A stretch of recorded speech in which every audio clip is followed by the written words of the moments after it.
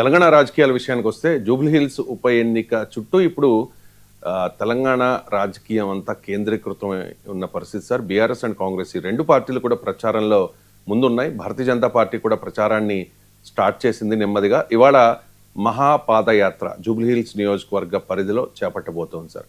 ఈ మహాపాదయాత్రకు భారతీయ జనతా పార్టీ నాయకులు పెట్టిన పేరు carpet bombing. What is carpet bombing sir? అంటే కార్పెట్ బాంబింగ్ అనేది నేను కూడా మీడియాలో చూశాను. వాళ్ళు నిజంగానే పేరు పెట్టారో లేదో నాకు తెలియదు. కార్పెట్ బాంబింగ్ ను అమెరికా ఇరాక్ పై యుద్ధము, ఆఫ్ఘనిస్తాన్ పై యుద్ధం టైంలో వాడిన పదం అది. చాలా ప్రమాదకరమైన పదం అది. అంటే దాన్ని ఇంచించు వదలకుండా బాంబింగ్ చేశారని.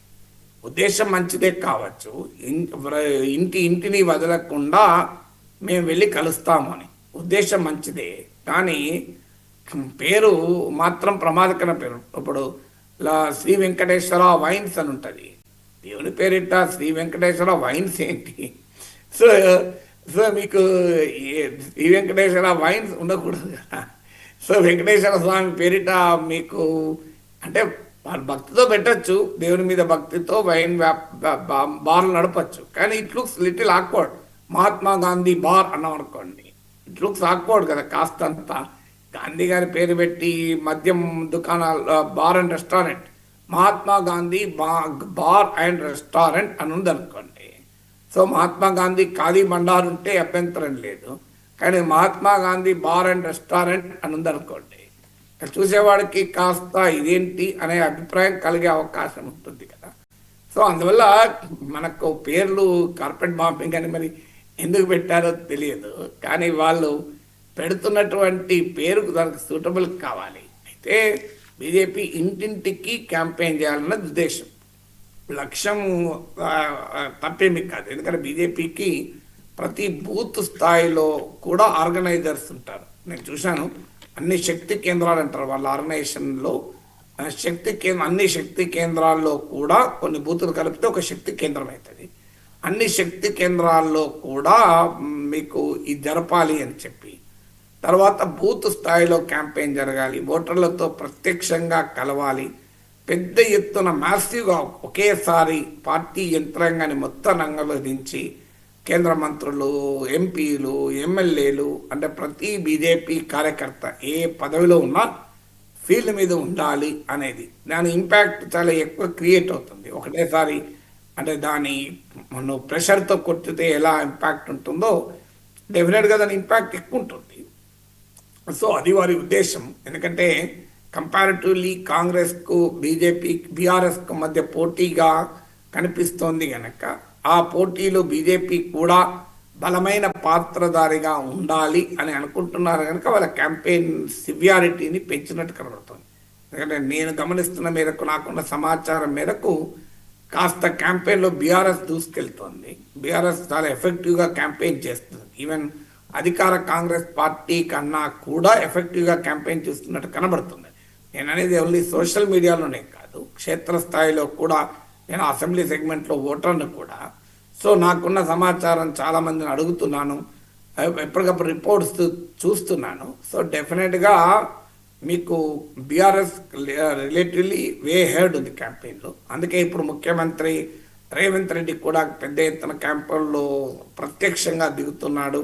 కాంగ్రెస్ పార్టీ కూడా కాస్త సోషల్ మీడియా క్యాంపెయిన్ కూడా ఈ 2-3 రోజుల్లో పెంచుతున్నట్టు, ముఖ్యంగా ఈ 1-2 డేస్ నుంచి పెంచుతున్నట్టు కనిపిస్తుంది.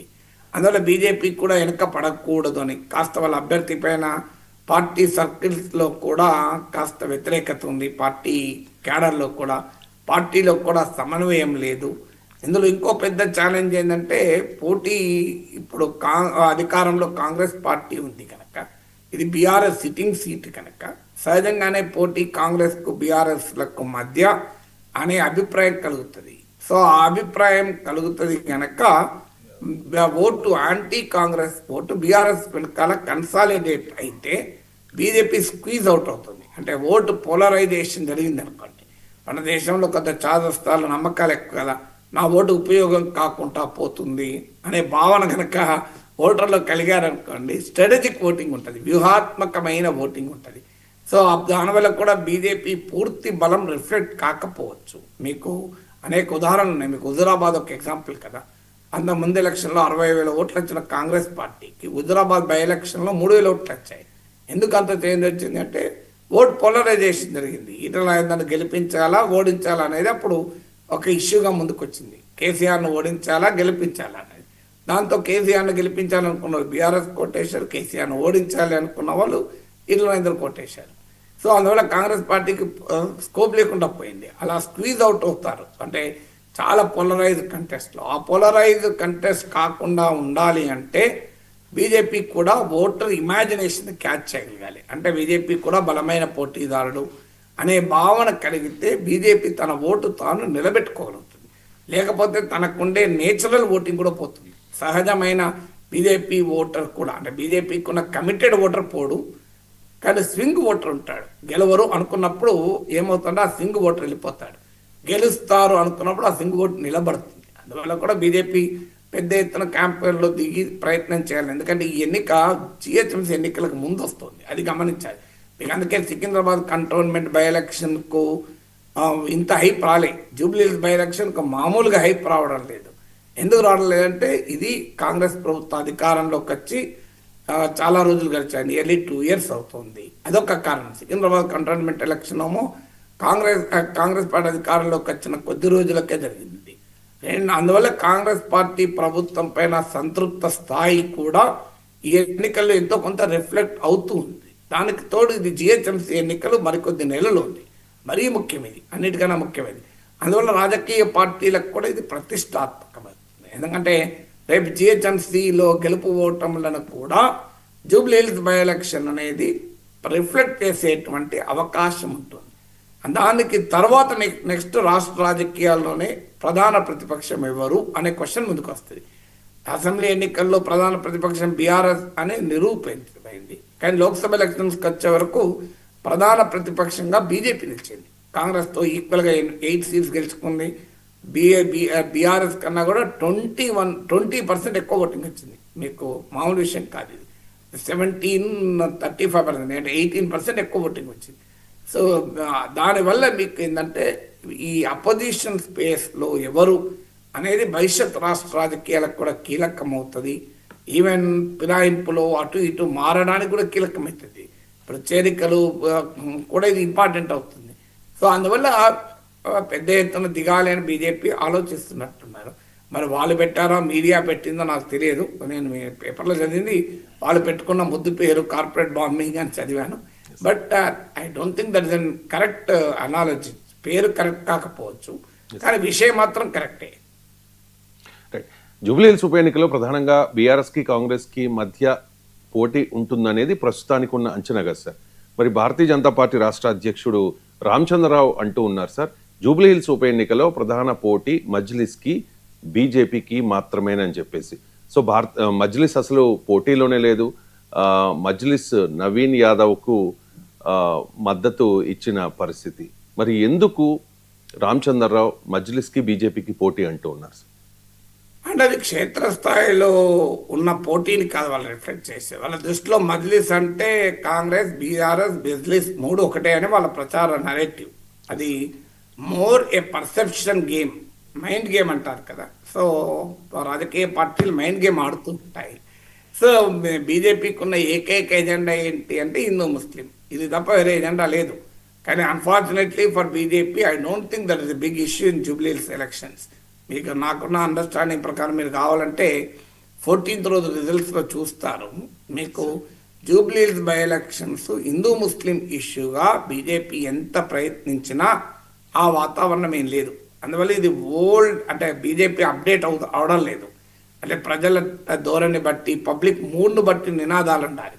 సో పబ్లిక్ మూడ్ బట్టి నినాదాలు లేకపోతే ఫెయిల్ అవుతారు వాళ్ళు. జిహెచ్ఎంసీ ఎన్నికల్లో వాడిన ఎజెండా రోహింగ్యాలని హైదరాబాద్ భాగ్యనగర్గా పేరు మారుస్తామని, సో కారు స్టీరింగ్ ఓవైసీల దగ్గర ఉందని ఇదే క్యాంపెయిన్. అంటే ఓవైసీని ఎంఐఎంను టార్గెట్ చేస్తూ క్యాంపెయిన్ చేసి లాభపడ్డాం కనుక మళ్ళీ ఇప్పుడు జూబ్లీహిల్స్ బై ఎలక్షన్లో కూడా అదే పద్ధతిని అనుసరిస్తే లాభపడతాం అనే ఒక రాంగ్ పర్సెప్షన్లో ఉన్నారు. ఒక పొలిటికల్ అనలిస్ట్గా నా అభిప్రాయం, I will be tested whether I'm right are wrong on 14th.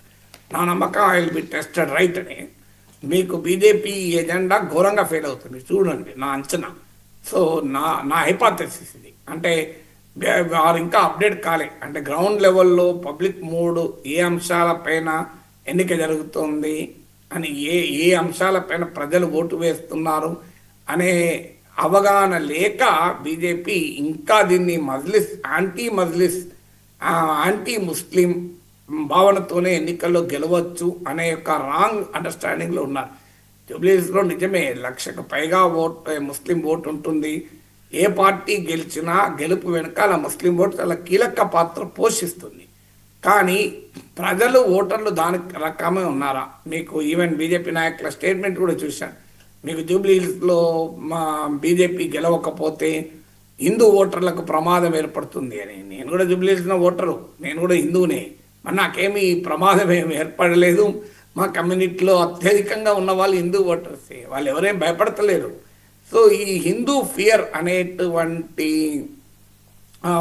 దాన్ని జనంలోకి ప్రవేశపెట్టి మెజారిటీ ఓటు కన్సాలిడేట్ చేసుకోవాలని అనుకుంటున్నారు.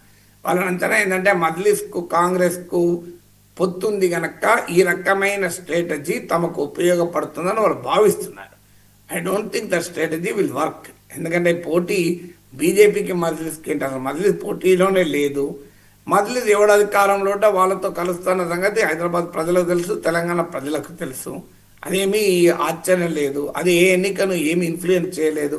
ఇప్పుడు కేసీఆర్ బహిరంగంగానే ఎంఐఎం మా మిత్రపక్షం అని చెప్పాడు. కానీ హైదరాబాద్లో బీఆర్ఎస్కి ఏమైనా సీట్లు తగ్గినాయా, బీజేపీకి ఏమైనా పెరిగినాయా? మీరు చూడండి 2023 అసెంబ్లీ ఎలక్షన్ చూడండి. మీకు హైదరాబాద్ గడ్డపైన బీజేపీ కాదు కదా గెలిచింది, బీఆర్ఎస్ బాగా గెలిచింది కదా. మీరు బీజేపీ గెలిచింది అసలు ఆదిలాబాద్ జిల్లాలో గెలిచారు, ఎక్కువగా ఉత్తర తెలంగాణలో గెలిచారు. అందువల్ల ప్రతి ఎలక్షన్కు హిందూ ముస్లిం అని గెలుస్తామనుకుంటే 2024 ఎలక్షన్స్ అనుభవం కదా. ఉత్తరప్రదేశ్లోనే గెలవలేదు. రామ మందిరం నిర్మాణంతో లాభపడదాం అనుకుంటే నిర్మాణానికి ముందే దాన్ని ప్రారంభించాడు. ఇప్పుడు ఈ నవంబర్లో మా ఫైనల్ కంప్లీషన్ అవుతుంది, November 25th అనుకుంటా, నాకు గుర్తుంది నాకు. సో ఫైనల్ కంప్లీషన్ అవుతుంది. సో ఆ కంప్లీషన్ కాకముందే మొదలు పెట్టారు శంకరాచార్యుల వాళ్ళు. కొంతమంది శంకరాచార్యులు అభ్యంతరం కూడా చెప్పారు, ఎన్నికలను దృష్టిలో పెట్టుకొని చేశారు జనవరిలో. కానీ ఏమైంది, అయోధ్యలోనే ఓడిపోయారు కదా. అయోధ్యలోనే బీజేపీ ఓడిపోయింది, ఉత్తరప్రదేశ్లో ఓడిపోయింది. సో 2024లో అయోధ్య గడ్డ పైన ఉత్తరప్రదేశ్లోనే ఇది పనిచేయలే. ప్రతి ఎన్నికలో పనిచేయదు అది. మీకు ప్రతి ఎన్నికల్లోనే హిందూ ముస్లిం అంటే ఓట్లు పడతాయి అనుకుంటే పొరపాటు. నా అనుమానం ఈవెన్ జూబ్లీహిల్స్ బై ఎలక్షన్ మీరు చూడండి, హిందూ ఓటర్ ముస్లిం ఓటర్ కూడా ఒకే రకంగా ఓటు వేసే అవకాశం ఉంది. డిఫరెంట్గా ఓటు వేస్తారని నేనేం అనుకోను. ఓవరాల్ డైరెక్షన్ కాస్త చేంజ్ అటు ఇటు ఉండొచ్చు, ఉండదని నేను అంటలేను. కానీ బట్ ఓటు డివిజన్ క్లియర్గా హిందువులు ఒకవైపు ముస్లింలు ఒకవైపు ఓటేస్తలేరు. అందువల్ల ఆయన ఎంఐఎం అంటేనే ముస్లింలకు కాదు, ఎంఐఎంకి సంబంధం లేని ముస్లింలు చాలామంది ఉన్నారు. ఎంఐఎం నిర్ణయాలు వ్యతిరేకించే ముస్లింలకు కూడా ఉన్నారు. మీరు అది ఎన్నికల ఫలితాల్లో కూడా చూస్తారు కదా. మీకు ముస్లింలు ఎంత మేరకు ఎంఐఎం చెప్పినట్టు ఓటేస్తారో లేదో మీకు ఫలితాలలో కూడా కనబడుతుంది చూడండి.